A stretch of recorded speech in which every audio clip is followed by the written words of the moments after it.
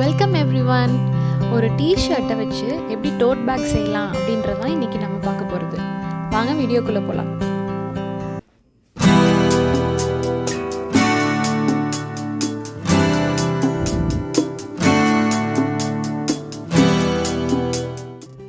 First பார்த்தீங்கன்னா இங்கே ஒரு லேபிள் மாதிரி இருக்குது. அதை நான் நீட்டாக பிரித்து அதை எடுத்துறேன் ஃபர்ஸ்ட்டு. அடுத்தது இந்த ஆர்ம் ஹோல் கிட்ட இருக்கிற ஸ்டிச் இருக்கு இல்லையா, அது ஓரமாக அப்படியே நீட்டாக கட் பண்ணி ஸ்லீவை ரிமூவ் பண்ணிடலாம். ஷர்ட்டை ஓவர் டர்ன் பண்ணிவிட்டு ஷர்ட்டோட சைட்ஸ் இருக்குது பார்த்தீங்களா, அதை நம்ம இப்போ கட் பண்ணி ரிமூவ் பண்ண போகிறோம். இங்கே கட் பண்ணி அந்த ஸ்டிச்சு மட்டும் ரிமூவ் பண்ணிடலாம். நெக்ஸ்ட் பார்த்தீங்கன்னா இந்த நெக்கு அதை நீட்டாக கட் பண்ணி எடுத்துருங்க. ஷோல்டர் லைனில் பார்த்தீங்கன்னா 2 ஸ்டிச் இருக்குது. அந்த ஸ்டிச் ஓரமாக கட் பண்ணி ஷோல்டர்ஸையும் ஓப்பன் பண்ணி நான் இது 2 செப்பரேட் பீஸாக பண்ணிக்கிறேன்.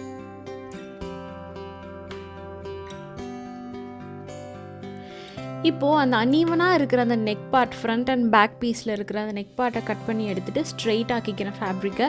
இதை தான் நம்ம ரெண்டையும் ஜாயின் பண்ணி பேக்கோட மெயின் போர்ஷன் செய்ய போகிறோம். அதனால் நமக்கு ஸ்ட்ரெயிட் எட்ஜஸ் தான் வேணும். ஸோ அதை கட் பண்ணி எடுத்துடலாம். நெக்ஸ்ட் பார்த்திங்கன்னா ஒரு எலாஸ்டிக் மாதிரி ஒன்று இருக்குங்க. அதை நான் கட் பண்ணி சேவ் பண்ணி வச்சுக்கிறேன். பின்னாடி பேக் ஃபினிஷ் பண்ணுறப்போ நம்ம யூஸ் பண்ணுவோம். இப்போது ஷர்ட்டோட மெயின் போர்ஷன்லேருந்து நம்ம பேக்குக்கு 2 மெயின் போர்ஷன் செஞ்சுருக்கோம். இது வந்து கொஞ்சம் சைட்ஸ் எல்லாம் வந்து அன்ஈவனாக இருக்குது இல்லையா, அதை வந்து நான் கரெக்டாக ஸ்ட்ரெயிட்டன் பண்ணணுன்றதுக்காக ஒரு ஸ்கேல் வச்சு மார்க் பண்ணி கட் பண்ணி அந்த பீஸை ரிமூவ் பண்ணி ஸ்ட்ரெயிட் பண்ணிடுறேன்.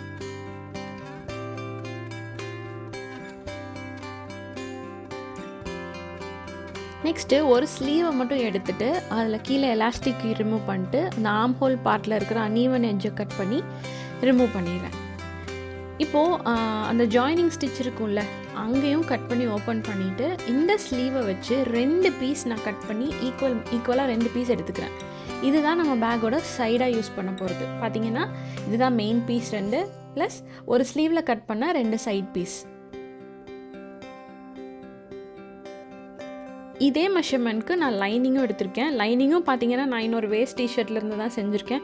நீங்கள் எந்த ஃபேப்ரிக் இருக்குதோ மேட்சிங்காக அதை வந்து லைனிங்காக யூஸ் பண்ணிக்கலாம். அதே மெஷர்மெண்ட்க்கு இன்டர்ஃபேஸிங் கேன்வஸும் நான் கட் பண்ணி வச்சுருக்கேன்.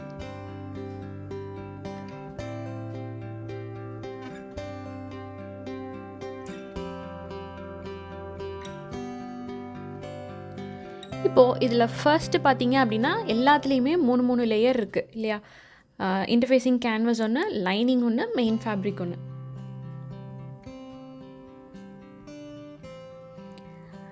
ஃபர்ஸ்ட் நம்ம சைட் பார்ட் ஃபினிஷ் பண்ணிடலாம். அதுக்கு என்ன பண்ணணும் அப்படின்னா இந்த 3 லேயரும் கரெக்டாக வச்சு அடியில் வந்து லைனிங் ஃபேப்ரிக்கோடைய நல்ல பக்கம் மேலே ஃபேஸ் பண்ண மாதிரியும், அதுக்கு மேலே மெயின் ஃபேப்ரிக்கோடைய நல்ல பக்கம் கீழே ஃபேஸ் பண்ண மாதிரியும், அதுக்கு மேலே இன்டர்ஃபேஸிங் கேன்வஸும் வச்சு 3 சைடில் மட்டும் இந்த மாதிரி ஸ்டிச் பண்ண போகிறோம். ஒரு சைடு ஓப்பனாக தான் இருக்க போகுது. அதே மாதிரி இதுலேயும் அப்படி தான் 3 சைட் மட்டும் ஸ்டிச் பண்ணிக்கோங்க. இப்போ பார்த்தீங்கன்னா ஸ்டிச்சஸ் போட்டாச்சு. இதை என்ன பண்ணுறேன், நான் இப்போ ஓவர் டர்ன் பண்ணிட்டா நமக்கு அந்த இன்டர்ஃபேஸிங் கேன்வஸ் நடுவில் வந்துடும்.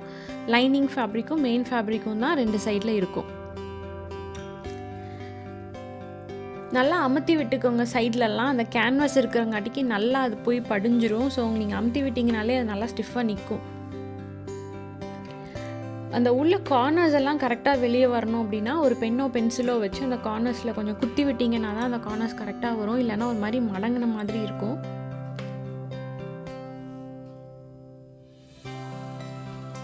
அதை பண்ணிவிட்டு அடுத்தது அந்த ஓப்பனாக இருக்கிற எட்ஜஸை நான் உள்ளே மடித்து ஒரு கன்சீலிங் ஸ்டிச் போட்டுற போகிறேன். போட்டால் அவ்வளோதான், நமக்கு சைட் பார்ட் வந்து ஃபினிஷ் ஆயிரும். இப்போ பார்த்தீங்கன்னா அவ்வளோதான், இதுதான் பேக்கோட சைட்ஸாக யூஸ் பண்ண போகிறோம். சூப்பராக ரெடி ஆயிடுச்சு. 4 பக்கமும் ஸ்டிச் பண்ணியாச்சு, கன்சீல் ஆயிடுச்சு. நெக்ஸ்ட் மெயின் ஃபேப்ரிக் எடுத்துகிட்டு அதில் பார்த்தீங்கன்னா இது ஒரு ட்ராப்பசாய்ட் ஷேப்பில் இருக்குது இல்லையா, அதில் வந்து இருக்கிறதுலையே அகலமாக இருக்கிற 2 சைட்ஸை ஒன்றா வச்சு ஒரு ஜாயினிங் ஸ்டிச் போட்டு அந்த 2ஐயும் ஜாயின் பண்ணி ஒரே ஃபேப்ரிக்காக ஆக்கிக்க போகிறேன். இந்த இடத்துல ஒரு ஸ்டிச் வரும்.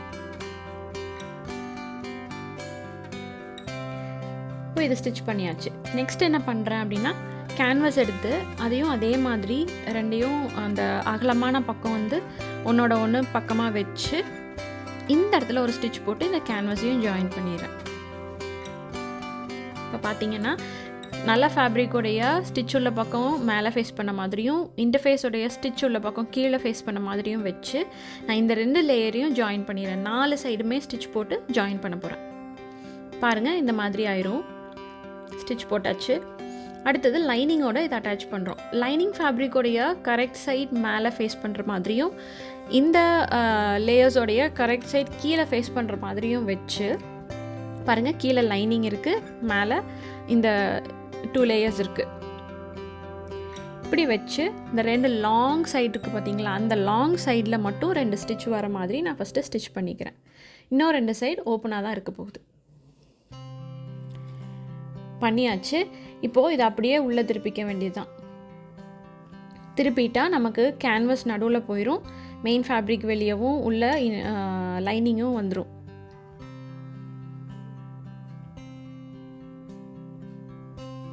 இதுக்கப்புறம் அந்த எலாஸ்டிக் எடுத்து வச்சோம்ல, ஷர்ட்லேருந்து கட் பண்ணது, அந்த எலாஸ்டிக்கை வச்சு நான் அந்த கார்னர்ஸை கன்சீல் பண்ண போகிறேன். இந்த மாதிரி அதை ஓப்பன் பண்ணி அந்த ஓப்பனாக இருக்கிற கார்னர்ஸை வந்துட்டு நான் உள்ளே இன்சர்ட் பண்ணி அங்கே ஸ்டிச் பண்ணுவேன்.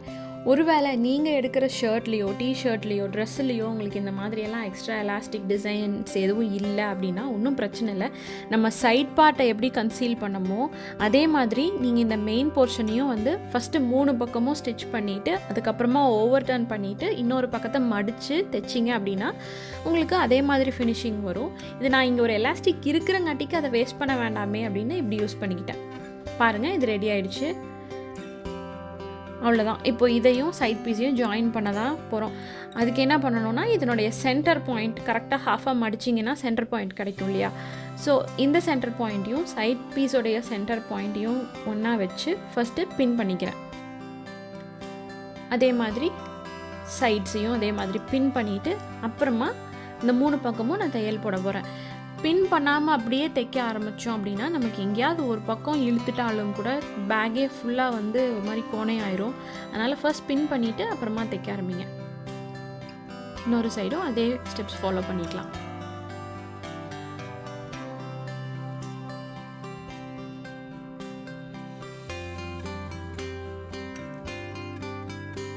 இப்போது அதை சுற்றியும் அந்த 3 சைட் ஸ்டிச் போட்டுடலாம். போட்டாச்சு.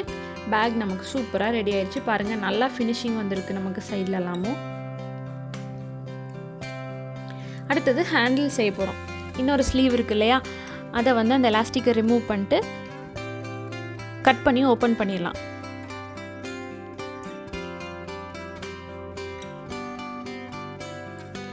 இதில் பார்த்தீங்கன்னா நமக்கு கிராஸ் பீஸாக பார்த்து, கிராஸ் பீஸ்னால் நான் சொல்லியிருக்கேன் அது வந்து ஸ்ட்ரெச் ஆகிற மாதிரியான சைட்லேருந்து கட் பண்ணுறது அப்படின்னு. அந்த மாதிரி கிராஸ் பீஸில் நான் வந்து ஒரு 6 ஸ்ட்ரிப்ஸ் கட் பண்ணி எடுத்துக்கிறேன்.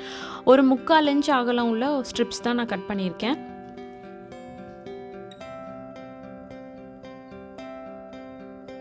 இந்த மாதிரி 6 பீஸ் இருக்குது. அதை நான் 3 ஒன்றா வச்சு பின் பண்ணிடுறேன்.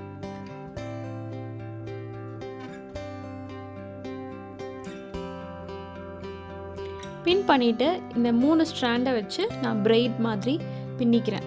அதாவது ஜடை பின்னுவோம்ல தலையில், அந்த மாதிரி நான் வந்து இதை பின்னி 2 பக்கமும் பின் பண்ணிவிட்டு அதுக்கப்புறமா அந்த 2 எட்ஜஸும் வந்து பிரிஞ்சு வராமல் இருக்கிறதுக்காக தையல் போட்டுட்டா இந்த பிரைட்ஸ் வந்து அப்படியே நிற்கும். இதுதான் நம்ம ஹேண்டிலாக யூஸ் பண்ண போகிறோம்.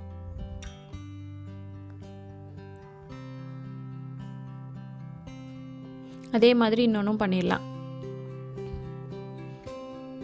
பார்த்தீங்கன்னா ஹேண்டில்ஸ் ரெடி ஆயிடுச்சு. இதை பேக்கோட நம்ம அட்டாச் பண்ணலாம்.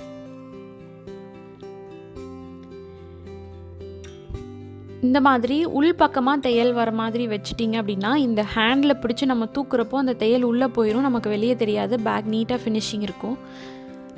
இந்த பக்கம் திருப்பி தையல் போட்டுருங்க. இங்கே ஒன்று, இங்கே ஒன்று. அவ்வளோதாங்க, பேக் சூப்பராக ரெடி ஆயிடுச்சு பார்த்தீங்களா? இந்த மாதிரி பேக்ஸ் வந்துட்டு நமக்கு கடையிலலாம் தேடினா இந்த அளவுக்கு அட்ராக்டிவாக வைப்ரண்ட் கலர்ஸில் நமக்கு கிடைக்காது. நம்மக்கிட்ட இருக்கிற ஃபேப்ரிக் ட்ரெஸ்ஸஸில் வச்சு பண்ணோம்னா நம்ம இஷ்டத்துக்கு எப்படி வேணாலும் செய்யலாம். ஸோ இமேஜினேஷன் தான் லிமிட். நமக்கு எப்படியெல்லாம் இமேஜின் பண்ண தெரியுதோ அப்படியெல்லாம் பண்ணலாம். கண்டிப்பாக இதை ட்ரை பண்ணி பாருங்கள். எப்படி இருந்ததுன்னு சொல்லி கமெண்ட்டில் போடுங்க. சேனலை சப்ஸ்கிரைப் பண்ணுங்கள். Thank you so much.